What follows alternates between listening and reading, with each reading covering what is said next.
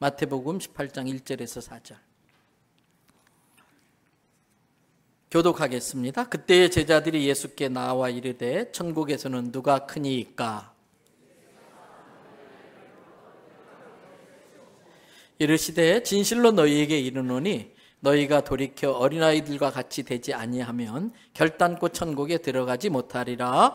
그러므로 누구든지 이 어린아이와 같이 자기를 낮추는 사람이 천국에서 큰 자니라. 아멘. 오늘 말씀 전하실 이혜진 목사님은 제가 참 부러운 게 많은데, 목사님은 할아버지도 성결교회 목사님, 아버지도 성결교회 목사님, 본인도 성결교회 목사님으로서 우리나라 제일 좋은 대학을 학부에서 공부하시고 다시 목회자로 헌신하셔서 미국에 가셔서 애틀란타라는 지역에 아마 내년이 개척 10년째인가 그러실 거예요. 10년도 안 됐는데 제일 큰 교회로 성장시키셨고 지금 아주 큰 교회를 이렇게 인수해서 건축하는 중에 있습니다.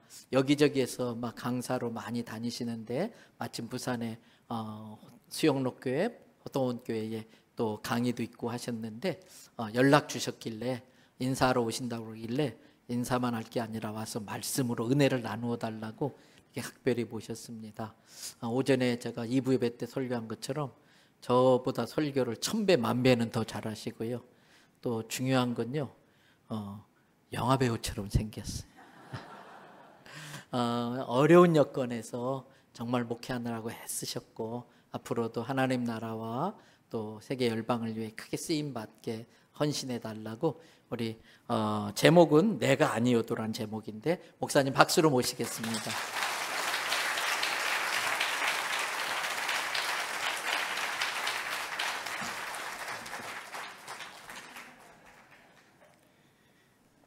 영화배우라고 말씀을 하셔서 실망하는 느낌을 가지고 예배를 드리겠습니다. 잠깐 기도하겠습니다. 여호와가 너를 항상 인도하여 메마른 곳에서도 너의 영혼을 만족하게 하며 내 뼈를 견고하게 하리니 너는 물된 동산 같겠고 물이 끊어지지 아니하는 샘 같을 것이라. 내게서 날 자들이 오래 황폐된 곳들을 다시 세울 것이며 너는 역대에 파괴된 기초를 쌓으리니 너를 일컬어 무너진 대를 보수하는 자라 할 것이며 길을 수축하여 거할 곳이 되게 하는 자라 하리라. 아멘. 주께서 세우신 귀한 교회를 예수님의 이름으로 축복합니다. 이 교회가 물된 동산 같게 하시고 물이 끊어지지 아니하는 샘 같게 하여 주시옵소서. 하나님, 이 교회를 통하여 오래 황폐된 곳들을 다시 세울 귀한 영적 지도자들이 배출되게 하여 주시옵소서. 이 교회가 영적으로 무너진 곳곳을 보수하는 교회 되게 하시고 하나님께 나아가는 길을 수축하게 하여 주시옵소서.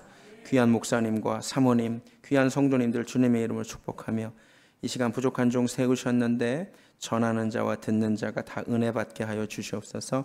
예수님 이름으로 기도합니다. 아멘. 반갑습니다.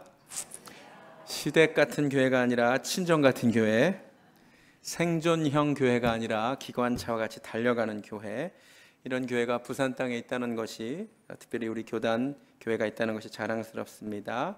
탁월한 설교가이신 우리 임서공 목사님, 열왕기상 10장에 보면 스바 여왕이 솔로몬의 소문을 듣고 와서 직접 본 다음에 소문보다 더하도다 그랬잖아요. 사실 제가 2년 전에 수요 예배 여기 설교하러 왔었는데 기억이 안 나시죠? 나세요? 그때 제가 참 이 교회가 소문보다 더하도다. 그리고 그때 와서 보니까 교회 방 앞에 이름들이 다 써 있더라고요. 그리고 제가 가서 카피했어요, 목사님. 우리 교회도 방마다 향기로운 남자 화장실, 더 향기 나는 여자 화장실, 뭐 이렇게 저도 이렇게 카피했습니다. 너무 좋아서요.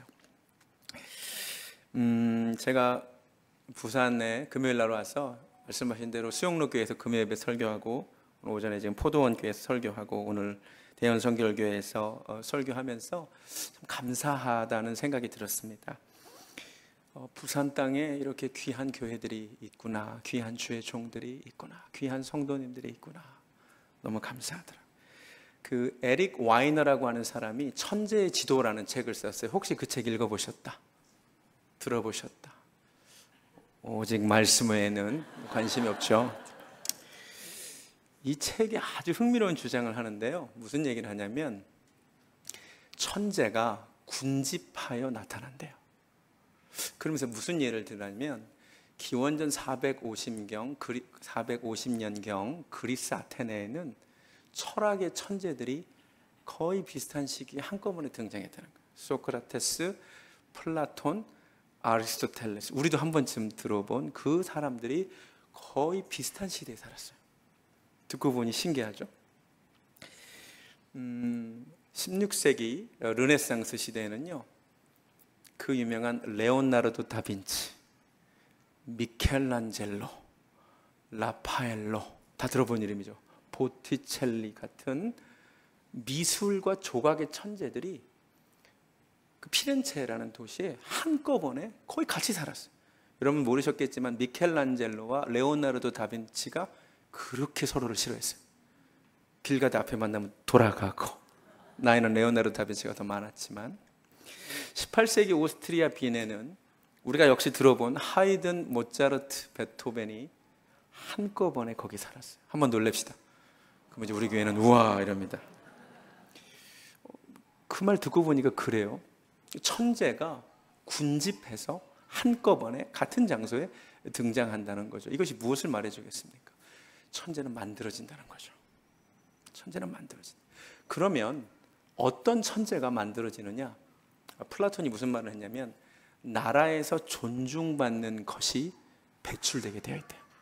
자, 그러니까 고대 그리스에 왜 아테네의 철학의 천재들이 한꺼번에 등장했느냐? 그 시대는 철학이라는 학문이 존중받고 철학자들이 존경받는 시대적 분위기에서 철학의 천재들이 나왔다는 거예요.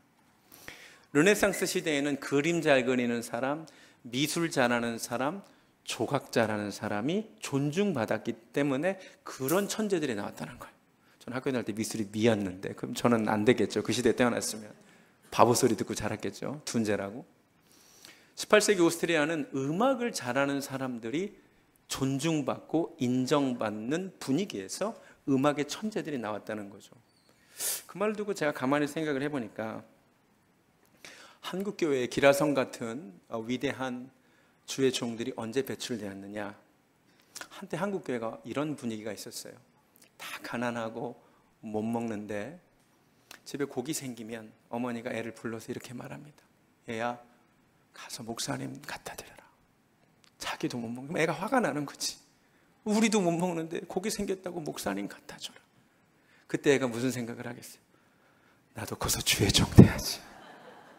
정말 그랬대요. 우리 아버지 어머니도 어렸을 때 생각해보면 그 콜라 처음 나왔을 때 콜라 귀하다고, 지금 뭐 이빨 썩어서 별로 안 좋다고 하지만 콜라 처음 나올 때 귀하다고 성도님들이 콜라 사다가 갖다 주고 그랬어요. 그러니까는 주의 종들을 귀하게 아는 분위기에서 기라성 같은 하나님의 종들이 나타났다는 거죠. 여러분, 이 부산 땅에 저는 다시 한번 영적인 천재들이 나타나기를 원하는데 여러분이 소중하게 여기는 것이 나타나게 되어요. 여러분이 주의 종들을 귀하게 알아주고 하나님의 일을 하는 사람들을 귀하게 알아줄 때, 그래서 제가 우리 교회 성도님들 절대 목사 하지 말라 그래요. 목사님 하라 그래요. 스님은 꼭 스님이라 그러면서 스님이라고 하세요. 존중하는 거예요. 우리는 목사님 해야 될 거 아니야. 어디서 목사야. 그러지 말라는 거예요. 주의 종들을, 말씀을 맡은 주의 종들을 귀하게 할 때 이곳에 정말 이 시대를 뒤흔들 이 부산 땅에 귀한 하나님의 종들이 배출될 줄로 믿습니다. 제가 준비한 PPT 좀 부탁할 수 있을까요? 보여드릴 수 있을까요? 사실 오늘 좀 잘못 나왔는데 본문이 두 개였어요. 하나는 마태복음 18장이었고 또 하나는 고린도전서 13장 11절인데 PPT 띄워주시는 동안 저랑 먼저 읽겠습니다. 고린도전서 13장 11절도 본문이었거든요. 성경을 피시면 고린도전서 13장 11절 다 같이 읽도록 하겠습니다. PPT 좀 준비해 주시면 감사하겠습니다. 고린도전서 13장 11절 함께 읽겠습니다. 시작. 내가 어렸을 때는 말하는 것이 어린아이와 같고 깨닫는 것이 어린아이와 같고 생각하는 것이 어린아이와 같다가 장성한 사람이 되어서는 어린아이의 일을 버렸노라.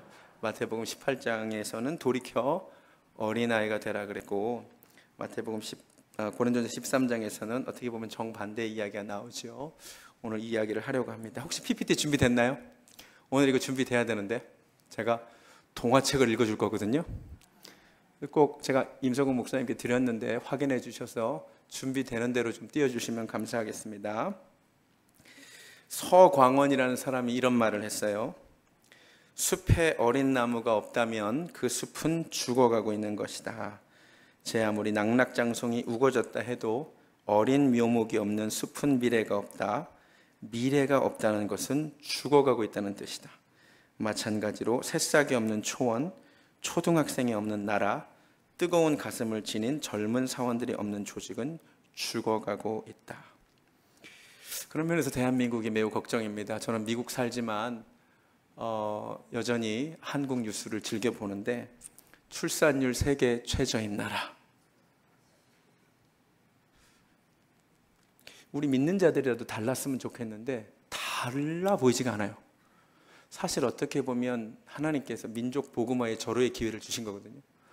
안 믿는 사람이 0.8명 날 때 우리가 셋씩만 나면 어떻게 될까요? 2세대의 복음화가 되는 거죠. 근데 보니까 믿는 사람도 다른 게 하나도 없어. 저는 애가 5입니다. 박수를 치려면 치시고 15살 만으로 13살, 11살, 9살, 3살. 애가 5이에요.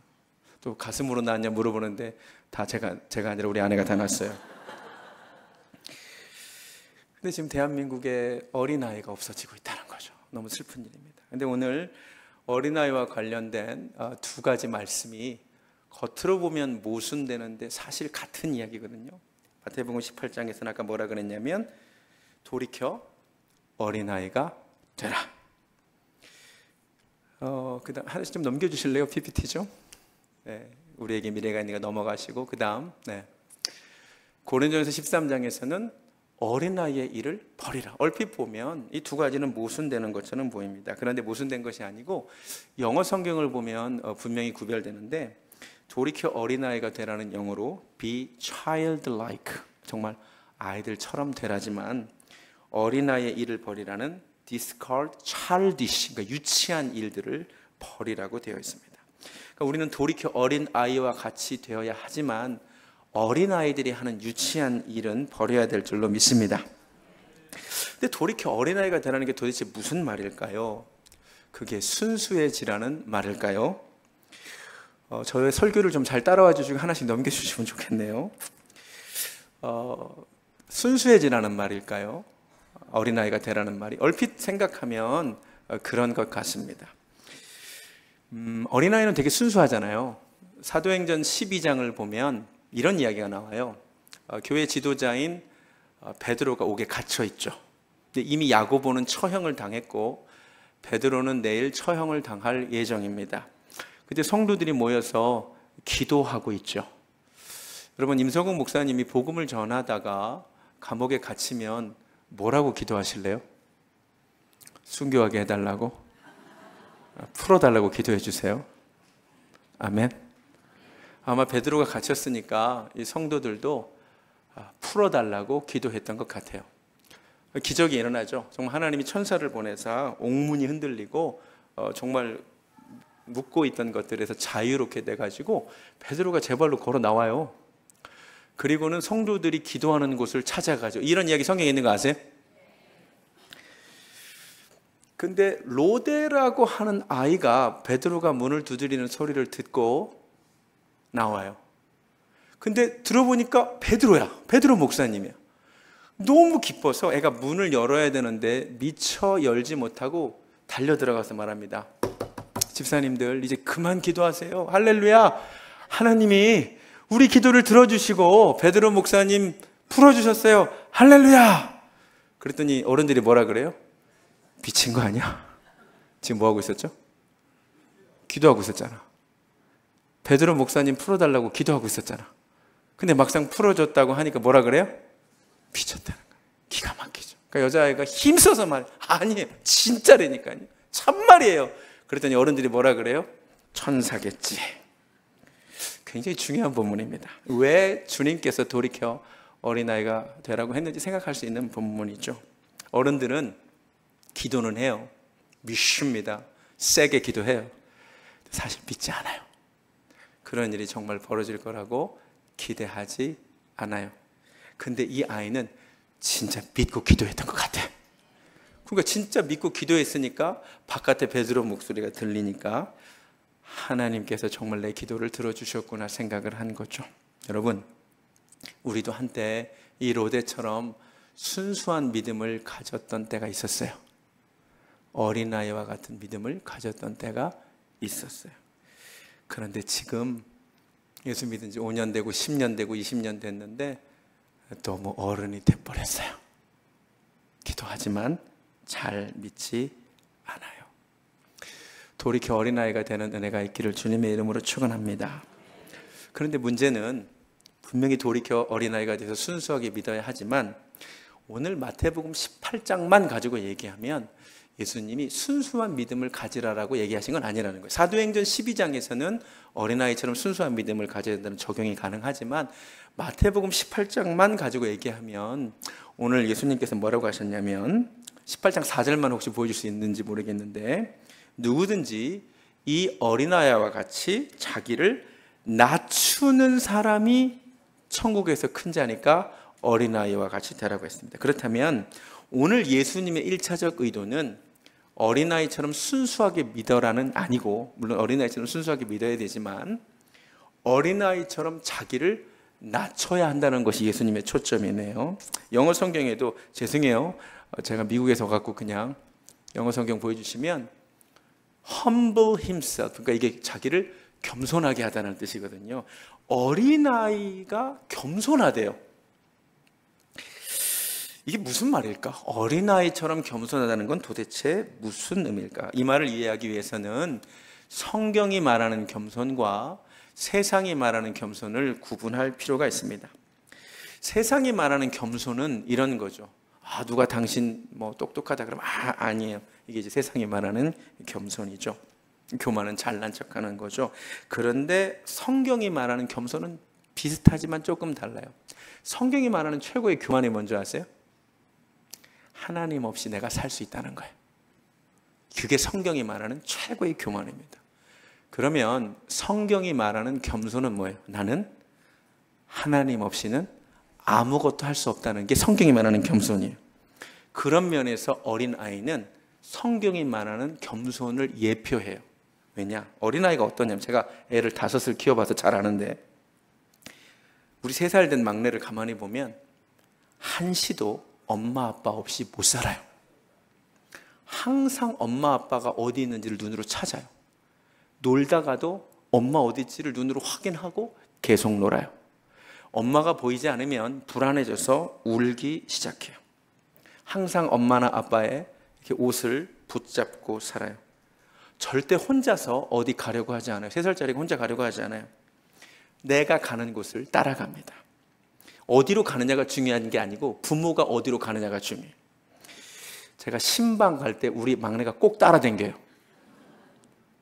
어느 집에 신방 가느냐 묻지 않아요. 그냥 제가 가니까 따라가요. 하루에도 수십 번 엄마, 아빠를 찾습니다. 그런데 아이가 커가면서 제가 15살짜리, 13살짜리, 11살짜리, 9살짜리도 키워봐서 아는데 애들이 점점 커지면 어떤 변화가 나타나느냐? 부모 없이 무엇인가를 하려고 합니다. 혼자 무엇을 하려고 해요. 엄마 아빠 없어도 잘 살아요. 우리 딸 셋이 3주 전에 먼저 한국 들어왔어요. 내가 걱정했어. 잘 살더라고 보니까. 그리고 꼭 이제는 친구들하고 어디를 놀러 가겠대. 그리고 이제 신방 가자면 꼭 물어요. 어느 집 가는데? 그리고 자기 친구가 있으면 가고 자기 친구가 없는 집 같으면 안 가요. 이런 모습을 보면 부모의 마음은 한편으로 대견하면서 한편으로는 좀 서운하죠. 예수님이 돌이켜 어린아이와 같이 겸손한 존재가 되라는 말은 마치 어린아이가 나는 한순간도 엄마 아빠 없이는 살 수 없는 것처럼 살았던 것처럼 우리는 그렇게 한순간도 하나님을 놓치고는 살 수 없는 존재처럼 살아야 된다는 말입니다. 부모님이 어디로 인도하든 묻지도 따지도 않고 따라갔듯 하나님이 어디로 인도하든 어린아이처럼 묻지도 따지도 않고 그냥 가는 거예요. 아멘? 그냥 부모만 옆에 있으면 좋듯 하나님만 내 곁에 있으면 충분하다고 말하는 거예요. 틈만 나면 아이가 엄마 아빠를 찾듯 틈만 나면 주님을 찾는 그 어린아이의 모습이 우리에게 회복되기를 주님은 원하십니다. 돌이켜 어린아이가 되기를 예수님의 이름으로 축원합니다. 이렇게 말하는 거죠. 주님, 나는 아무것도 아니에요. 나는 아무것도 못해요. 주님이 도우셔야죠. 이게 어린아이가 되는 거죠. 그래서 제가 설교 찬양으로 이 곡을 준비해달라고 했던 것이에요. 나는 아무것도 아닙니다. 주님의 사랑이 없으면. 나는 아무것도 모릅니다. 주님의 지혜가 없으면. 나는 아무것도 못합니다. 주님의 능력이 없으면. 나는 한순간도 못 삽니다. 주님의 생명이 없으면. 이게 겸손이거든요. 주님 없이 나는 아무것도 아니고 모르고 못하고 못 산다는 이 겸손한 어린아이의 고백이 우리에게 있기를 예수님의 이름으로 축원합니다. 그런데 고린도전서 13장은 오히려 어린아이의 모습을 버리라라고 말합니다. 근데 사실 같은 이야기라 그랬죠. 사실 성장했다는 증거 중에 하나는 어린아이 시절에 놀던 것을 버리는 거죠. 그 앞에 계시는 우리 어르신들 혹시 어릴 적에 딱지 구슬치기 좀 하셨어요? 그거 지금 갖고 계세요?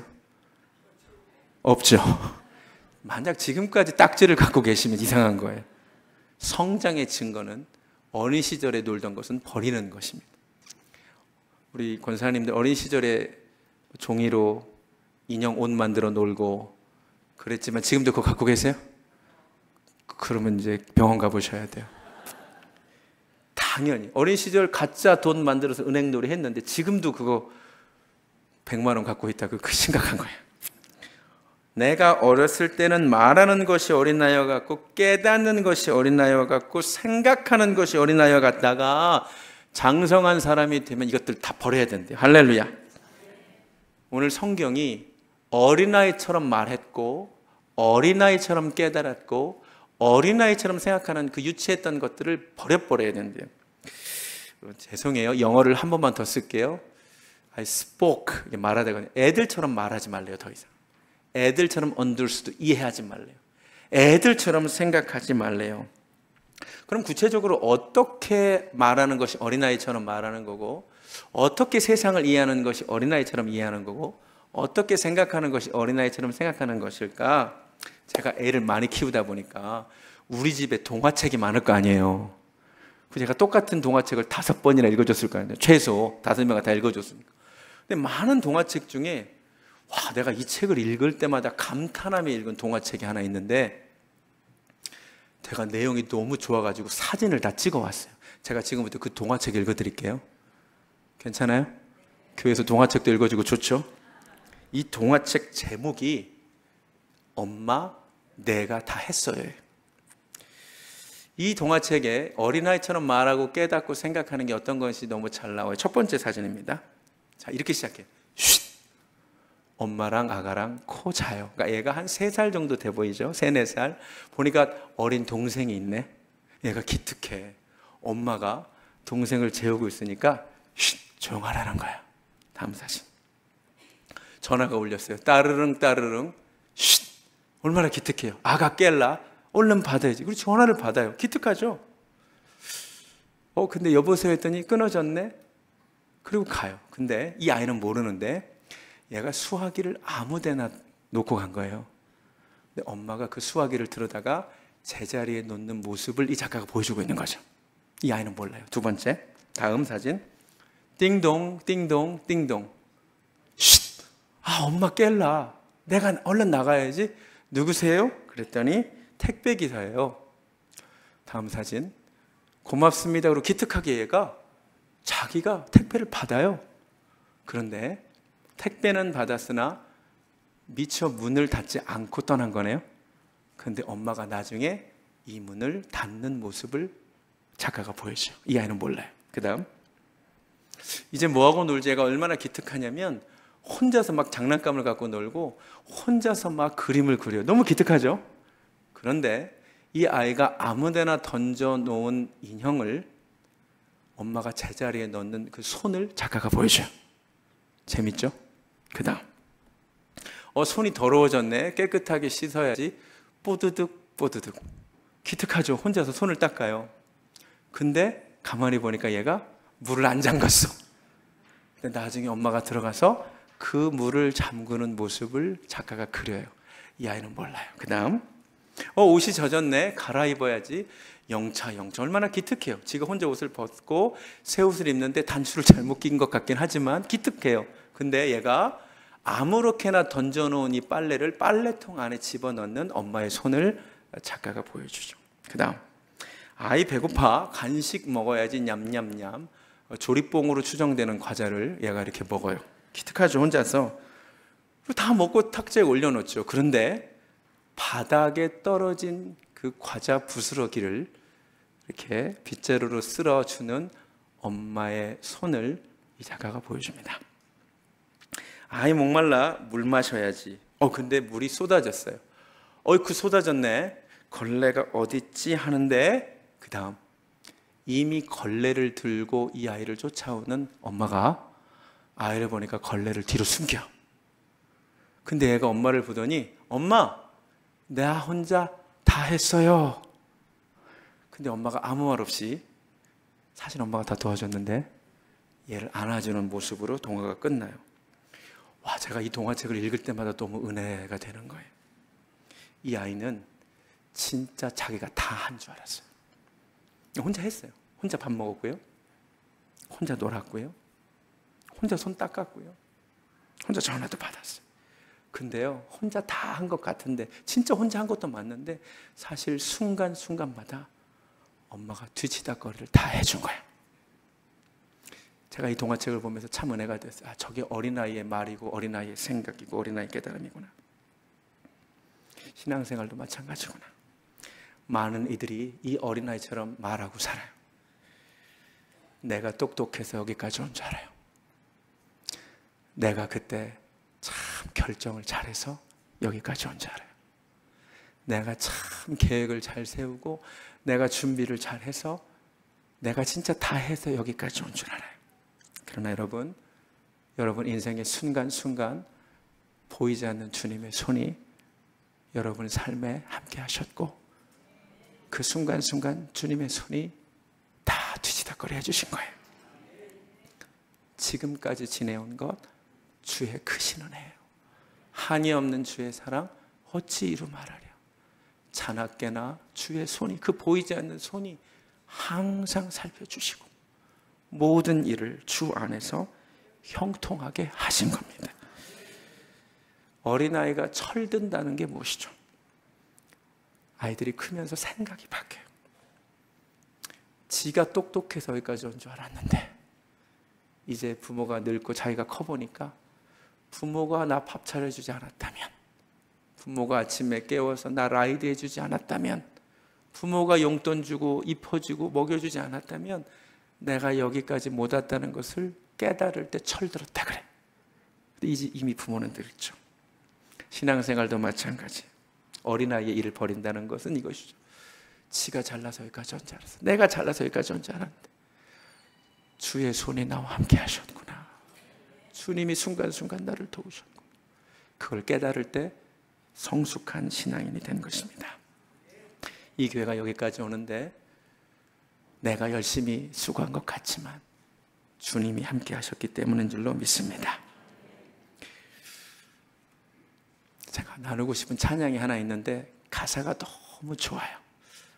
한번 들어보시기 바랍니다. 가사는 이래요. 길을 걷다가 문득 잠을 자려다 잠깐, 이제 시간의 언덕 넘어 근심의 숲을 사이로 주님의 그림자가 보이는 거예요. 세상은 어둡고 춥고 외로운데 살며시 이제 주님이 보이기 시작하는 거예요. 한번 가사 들어보세요.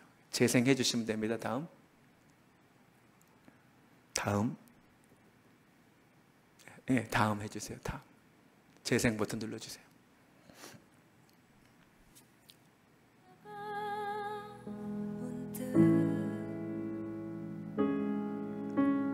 잠을 자려다 잠깐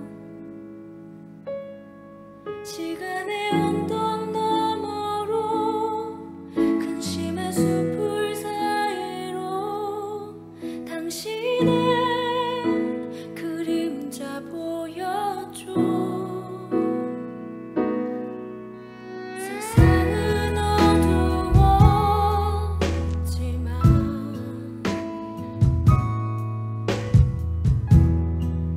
춥고 외로웠지만 시간의 언덕 너머로 근심의 숲을 사이로 살며시 당신이 보여줘. 걸음 걷는 곳마다 시선 닿는 곳마다 불이 나고 꽃을 피우는 것 메마른 땅에 고단한 내 영혼에 꽃을 피우는 것 내가 아니었어요. 내가 아니 주님이 하신 거예요.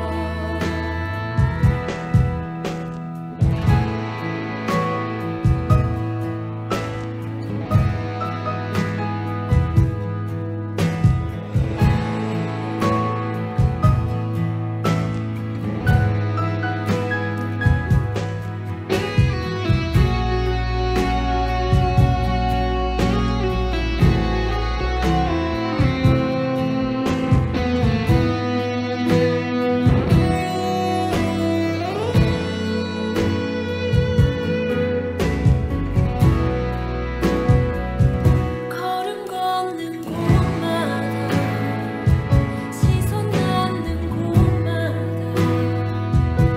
불이 나고 꽃을 피우는 것 메마른 땅에 고단한 내 영혼에 꽃을 피우는 것 내가 아니었죠.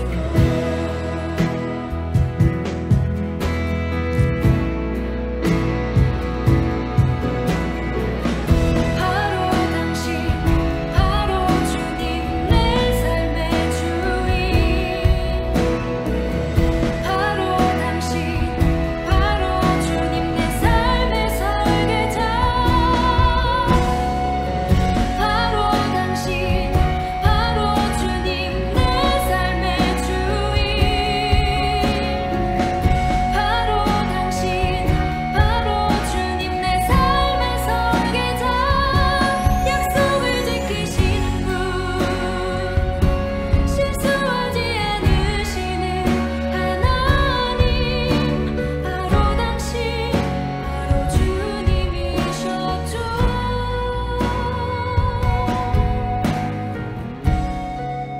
바로 주님이셨죠. 아멘. 여기까지만 보겠습니다. 내 인생에 꽃을 피운 건 내가 아니었고 주님이었음을 믿습니다. 그렇다면 돌이켜 어린아이가 되라와 어린아이 일을 버리라는 결국 같은 말씀이었습니다. 어린아이처럼 나는 한순간도 주님 없이는 살 수 없다고 고백해야 되고요.